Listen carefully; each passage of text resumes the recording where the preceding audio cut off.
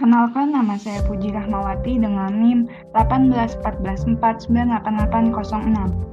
Akan mempresentasikan mengenai aliran komunikasi organisasi dalam mata kuliah kecakapan antarpersonal.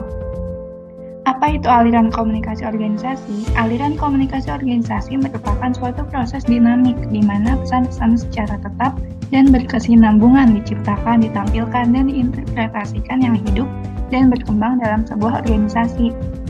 Kemudian sifat aliran informasi dapat terjadi dalam 3 cara. Yang pertama serentak, yaitu penyebaran informasinya ini bersamaan dalam satu waktu yang memiliki keuntungan cepat dan biasanya untuk organisasi besar.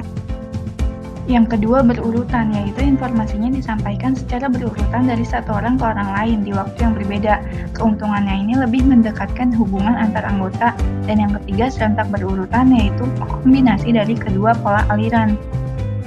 Pola aliran informasi terdapat 2 pola. Yang pertama pola roda yang mengarahkan seluruh informasi kepada individu di posisi sentral. Kedua pola lingkaran, tidak ada anggota yang memiliki akses langsung terhadap seluruh informasi yang diperlukan. Selanjutnya peranan jaringan kerja komunikasi. Yang pertama, anggota klik merupakan kelompok individu paling sedikit yang bertindak sebagai tujuan akhir. Kedua, penyendiri, mereka sama sekali tidak mengadakan kontak dengan anggota lain. Yang ketiga, jembatan, menyediakan hubungan langsung di antara klik-klik yang berbeda. Keempat, penghubung, yang mengintegrasikan dan menjadi penghubung antar klik. Kelima, gatekeeper, melakukan pengendalian atas pesan yang akan disebarkan. Keenam, pemimpin pendapat, membimbing dan mempengaruhi orang dalam mengambil keputusan. Terakhir, kosmopolit, menghubungkan organisasi dengan orang-orang dan gagasan-gagasan baru dalam lingkungan yang lebih besar. Selanjutnya, komunikasi organisasi. Komunikasi organisasi adalah pengiriman dan penerimaan berbagai pesan organisasi di dalam kelompok formal maupun informal dari suatu organisasi. Ada 3 model dalam komunikasi organisasi. Yang pertama, linear. Komunikator memberikan stimuli dan komunikan melakukan respon pada seleksi yang bersifat monolog.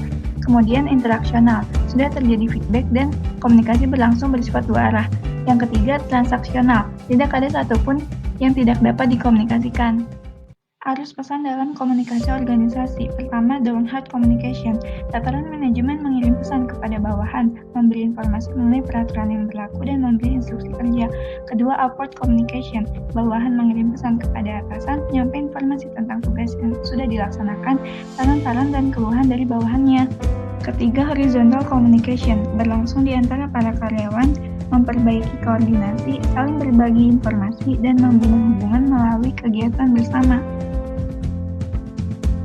Selanjutnya ada hambatan-hambatan dalam komunikasi organisasi. Yang pertama, hambatan teknis, adanya keterbatasan fasilitas komunikasi. Yang kedua, hambatan semantik, menjadi hambatan dalam proses penyampaian pengertian atau ide secara efektif. Yang ketiga, hambatan manusiawi, menjadi karena adanya emosi, prasangka pribadi, dan persepsi. Tipe-tipe organisasi. Yang pertama, organisasi bisnis. Tujuan utamanya mencari keuntungan ekonomi. Yang kedua, organisasi nirlaba atau non-laba, organisasi yang tidak berorientasi pada laba. Yang ketiga, BUMN, badan usaha milik negara, yaitu suatu perusahaan yang sebagian atau seluruh modalnya dimiliki oleh pemerintah. Yang keempat, ada koperasi, organisasi ekonomi rakyat yang berwatak. Yang terakhir, sosial, karakteristik utamanya yaitu user-owned oriented firm.